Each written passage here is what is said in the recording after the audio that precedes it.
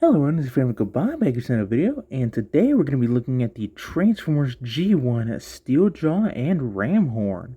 But before we get started, don't forget to like, subscribe, and comment down below what you thought of the video, or what else would you like to see in a video. So onto the figures themselves. Here we have Steeljaw and Ramhorn in their cassette modes, and they are very good looking cassettes, especially for 40 years. Like, these stickers are phenomenally done. Like, I don't know if this is Toy Hacks or not. I don't think it is. I haven't really looked to see.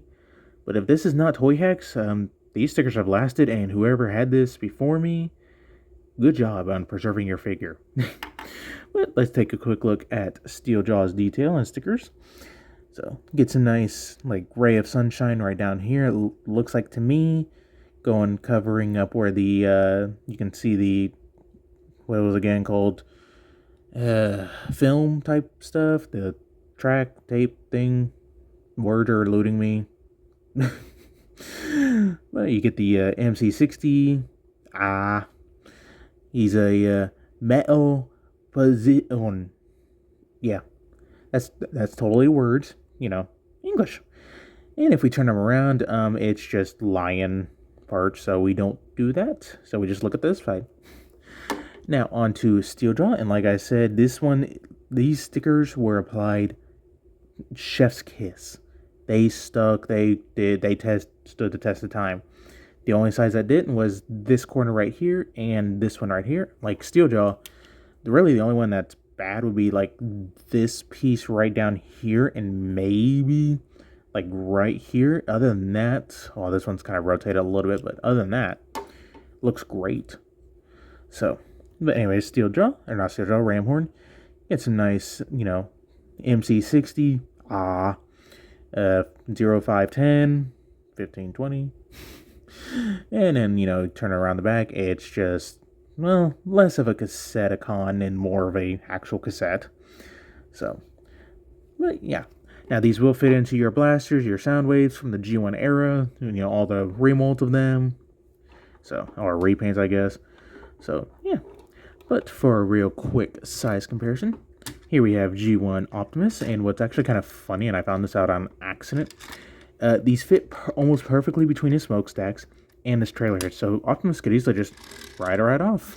Of course, one of the top one will just slide right off if he drives off too fast, but yeah. So, yeah, honestly, not bad cassettes. Now, they do come with their own accessories, but that is meant for robot mode, and so let's get down to it. So, I'm going to focus on Steeljaw first. So, first things first, you want to flip out the lion tail. It kind of just sticks up, as a cat's tail tends to do, at least the ones we have. Then you want to take the back feet, just, uncurl them all, undo it, and get them kind of straightened out a little bit. Then take the front ones and do the same thing. So get them kind of straight and flat. Then you want to push up on this section right here. Then it'll push out his head, and you might need a something to get that head out, at least on my copy. It is pretty stiff.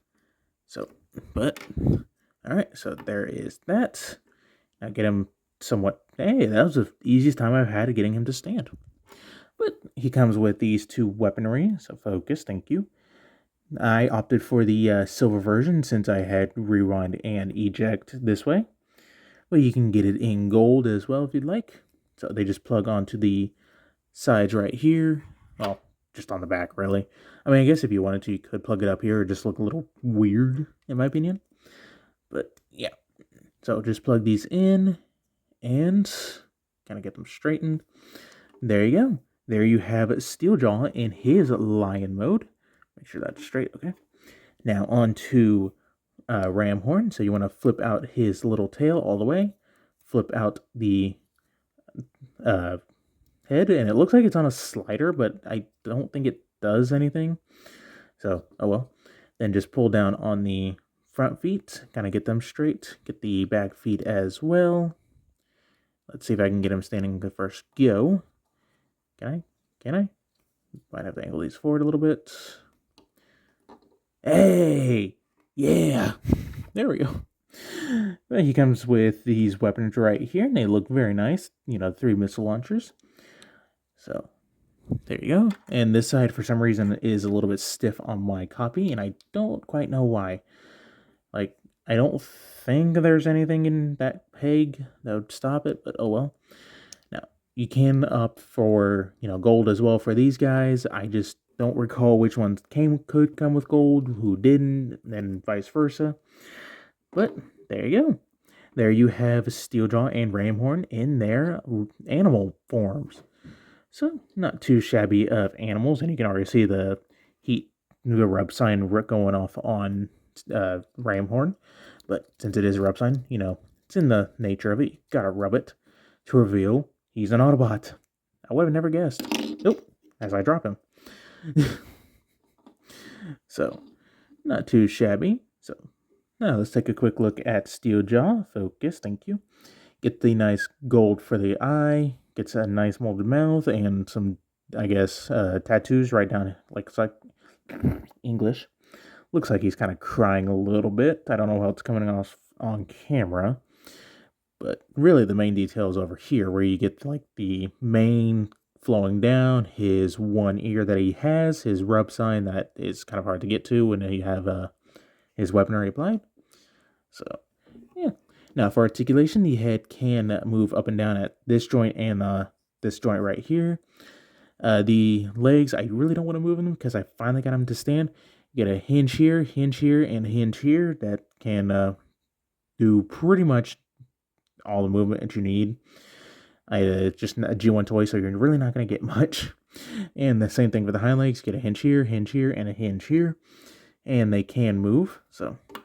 But again, I got him standing, and if you know anything about G1 cassette animal people, it's hard to get them standing, so forgive me, folks, for not showing you. But on to Ramhorn. Focus, thank you. Get his nice double horns right here. Might have to take a hairdryer to his ear a little bit to relieve some of that stress marks.